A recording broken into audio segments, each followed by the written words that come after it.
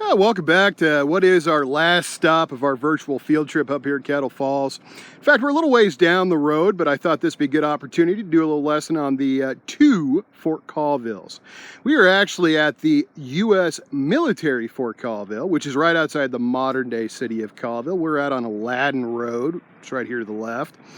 Anyways, this Fort Colville is different than the Hudson Bay Fort Colville down there by Kettle Falls. That Fort Colville was operated by the Hudson Bay Trading Company and was a British fur trading post.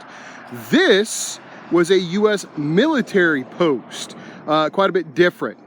So the traditional Hudson Bay Fort Colville was built 1825 to 1826 and lasted into the 1870s. This particular Fort Colville, built right outside of the modern-day town of Colville, was built in 1859. It was built in response to a series of conflicts that were occurring on the Columbia Basin between the U.S. Army and Native American tribes. The Spokane War and the Yakima War were two of those particular conflicts.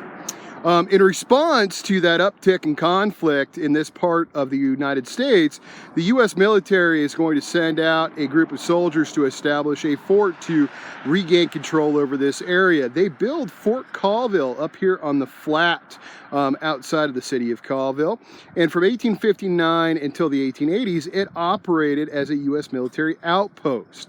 In addition to that, a number of folks moved in around the fort and established what has become known as Pinckney City, which is actually named after the first commander of Fort Colville. Soldiers were stationed here for a number of years to protect the settlers and the miners that were moving through the Colville Valley. Eventually, though, by the 1880s, there wasn't a whole lot transpiring up here. There wasn't really a need for the fort anymore. And many of the soldiers were relocated down to Fort Spokane at the confluence of the Spokane River and the Columbia River.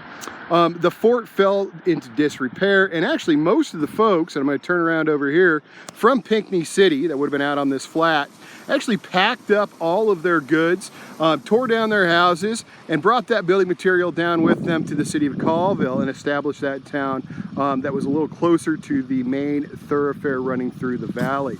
I'd also like to point out that this was the final stop on the Fort Walla Walla Trail. The Fort Walla Walla Trail went all the way from Fort Walla Walla to Fort Colville. And so this would have been the end point. And many settlers that moved into Stevens County, which Pend Oreille County was part of Stevens County back then, came through on that particular road way back when, in the that would have been 50s, 60s, that time period.